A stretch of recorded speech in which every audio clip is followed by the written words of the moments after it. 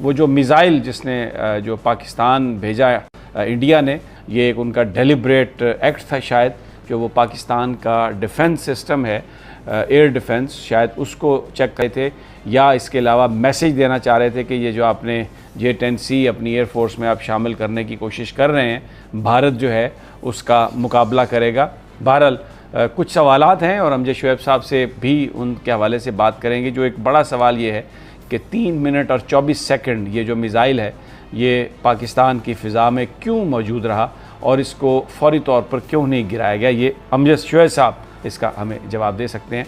ये वो टाइम है जिस वक्त भारत मिज़ाइल फेंक रहा है पाकिस्तान पर, और अमेरिका और यूरोप जो है, यूरोपियन यूनियन, वो भी पाकिस्तान पर बड़ी तनकीद उनकी हो रही है। IMF ने सस्पेंड कर दिया है प्रोग्राम अपना। हर तरफ से हमें एक यानी सख्त हालात का सामना है। तो ये जो इंटरनल कशमकश है, ये किस तरह से देखते हैं आप इसको? What impact it's going to have on Pakistan?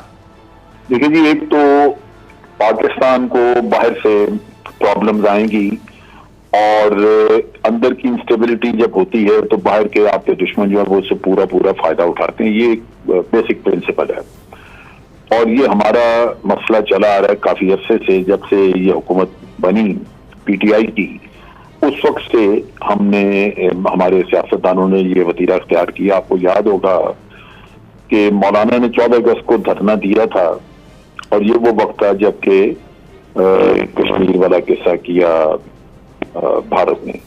फिर उसके बाद जब ये उसको यूनियन टेरिटरी वगैरह डिक्लेयर किया बाद में, तो उस वक्त भी इंतशार था। नतीजा ये कि आपका उस बेसिक इशू से तवज्जो हटी और आप अंदरूनी सियासत के अंदर फंसे रहे। अब भी सूरत हाल यही है कि इंटरनेशनली जो आपने एक स्टांस लिया है, एक आजाद फॉरेन पॉलिसी रखी है, जहां बाहर के प्रेशर के बावजूद आपने रशिया की मजम्मत नहीं की, उस पे आपको लाजमन सजा देना चाहेंगे। उसके लिए मुख्तलिफ जा रहे हैं। अमेरिकन कांग्रेस में भी आपने देखा कि एक बिल पेश किया गया जिसमें कहा गया कि पाकिस्तान को टेरर स्पॉन्सरिंग स्टेट डिक्लेयर किया जाए। इधर बरतानिया ने आपके जो डेलीगेशन वगैरह जाने थे उनको विजिट कैंसिल कर दिए। अंदरूनी तौर पे लाजमन ये चीजें जो हैं ये काफी देर के बाद सामने आती हैं, लेकिन एक्सपेक्ट कर सकते हैं कि पैसा लगाया जा रहा होगा इन लोगों को खरीद और फरोख्त के लिए। पैसा इतना बड़ी रकमें ये बाहर से कोई देगा। इन हालात में पाकिस्तान के लिए मुश्किलात ही मुश्किलात हैं। इंटरनल इंस्टेबिलिटी पहली बात कि आप अगर इस बुरी तरह निकालेंगे PTI की गवर्नमेंट को, तो वो बाहर जाके क़यामत से बैठेंगे। वो भी अगली हुकूमत आएगी तो उसके लिए मसाइल पैदा करेंगे, क्योंकि ये तो एक जाती दुश्मनी वाली बात होगी ना। क्योंकि इमरान खान को अगर आप निकाल दें सिर्फ इस वजह से कि इमरान खान आपको पसंद नहीं या उसने क्रिएट की हैं, वो मुल्क के लिए बेशक अच्छा साबित हो, लेकिन आपके लिए प्रॉब्लम्स हैं तो आप उसको निकालना चाहते हैं। तो ये चीजें इस वक्त जो है ये मुल्क के लिए मुनासिब नहीं है। और जो हालात हम बना रहे हैं वो अल्टीमेटली आपकी फॉरेन पॉलिसी को भी इफेक्ट करेंगे। जो अगर लोग आ जाते हैं कोई, तो जिनकी जायदादें बाहर हैं, वो सवाल ही पैदा नहीं होता क्योंकि टफ स्टांस ने बाहर के हुक्मरान, बाहर की कुव्वतों के खिलाफ उनके लिए उनकी मजबूरी होगी कि अपील करें उनको, उनके डिक्टेशन जो है, उनके डिक्टेट्स उनको तस्लीम करें, तो मुल्क की इज्जत का जहां तक को तल्लक है दिवालिया निकलेगा। फिर आगे बात यह कि जो माशी प्रॉब्लम्स हैं, जो कुछ भी हमारी इकोनॉमी का हशर है, इनके पास क्या फार्मूला कि ये ठीक कर लेंगे, या इनके पास कौन सा ऐसा फार्मूला है कि महंगाई का रोनर होते हैं तो ये ठीक कर लेंगे?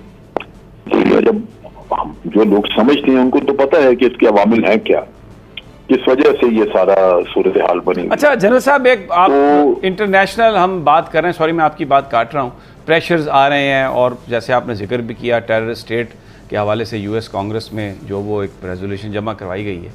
ये जो मिज़ाइल का वाक़या है, इस पर DGISPR ने बड़ी तफसील से बात कही और डेफिनेटली जो वो बात कहेंगे वो सच कहेंगे। पूरी कौम पाकिस्तानी फ़ौज के साथ है और यकीनन पाकिस्तान का दिफा भी ऐसे हाथों में है जो नाकाबिल तस्खीर हैं।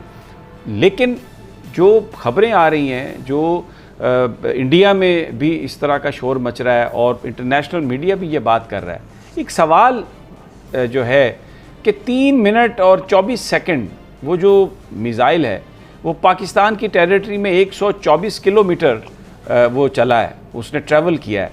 किसी को नहीं पता था कि उसके ऊपर कोई न्यूक्लियर वॉर हेड है, ये तो बाद में पता चला, उस वक्त नहीं पता था कि और कोई वॉर हेड है।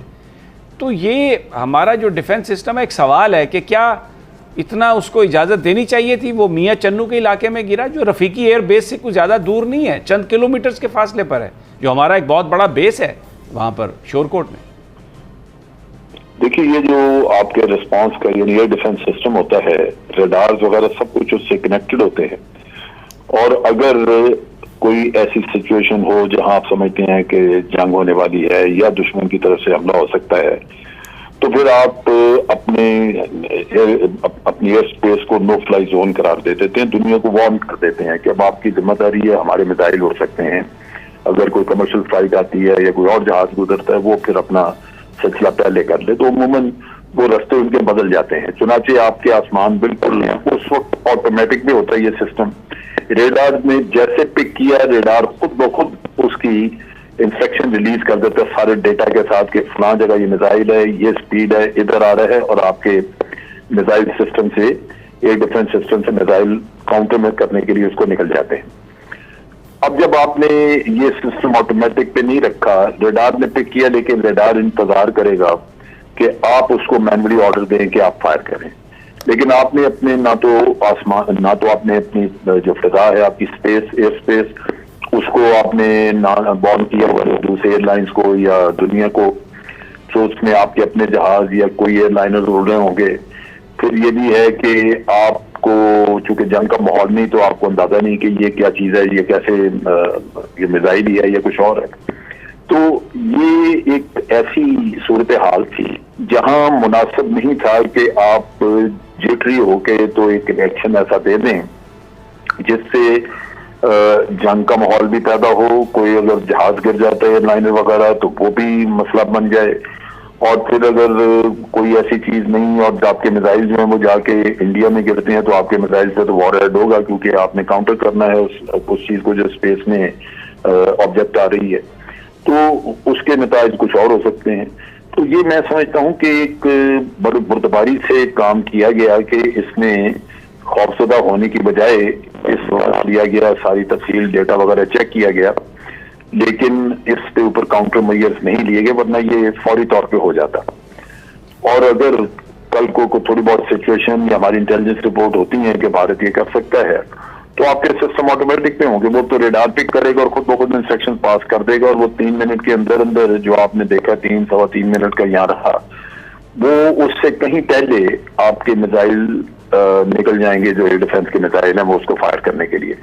क्योंकि ये जैसे ही रेडार पिक करेगा, इंस्ट्रक्शन जानी शुरू हो जाएंगी। अच्छा जनरल साहब, आपने तफसील से ये बयान किया कि क्योंकि शायद मैनुअल था, लेकिन भारत एक हॉस्टाइल नेबर है, तो अगर हम उसको वो एक हमारे पास अगर एक कैपेसिटी है और अगर हम उसको ऑन नहीं करते और हम ये तवक्को करते हैं कि जंग का कोई माहौल नहीं है, तो अगर खुदा न खास्ता इस मिसाइल पर कोई वॉर हेड होता, यानी कोई कुछ भी किसी तरह का भी, और ये गिरता टारगेट पे किसी पे, तो ये तो बड़ा नुकसान कर सकता था। तो फिर अगर हमारे पास सारी कैपेसिटी है भी, तो उसको मैनुअल पे रखना ये सवालिया निशान नहीं है? नहीं, इसमें बात यह कि पीस टाइम में तो यही सिस्टम होगा, पूरी दुनिया में यही है। देखें ना, इस मामले की संगीनी इसी वजह से भारत के साथ तो हमारे मुज़ाकरात बिल्कुल सस्पेंडेड हैं। कश्मीर पर बड़ी गर्मी है और बहुत ज़्यादा इस वक्त, यानी बड़ी, हम इससे ज़्यादा हॉस्टाइल हमारा कोई नेबर नहीं है, तो इसको हम पीस टाइम कंसीडर कर सकते हैं? भारत पे हम रिलाय कर सकते हैं, उन पर डिपेंड कर सकते हैं कि वो हमें हमला नहीं करेगा? 65 में भी जब उन्होंने हमला किया तो अचानक ही किया। नहीं, उस वक्त भी ये इंटेलिजेंस बोर्ड थी, एक्सपेक्टेड। ये चीज होता यही है कि आपकी इंटेलिजेंस वगैरह आपको वार्न करती रहती है दूसरी साइड की प्रेपरेशन देख के, और ये पता, ये कोई ऐसा नहीं होता कि आप बिल्कुल अंधेरे में बैठे हैं।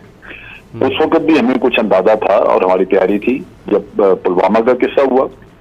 और ये अनकंट्रोल्ड सिस्टम जब भी यूज करेंगे तो उसमें ये हैजर्ड आ सकती हैं कि आप अपने ही जहाज को गिरा बैठे।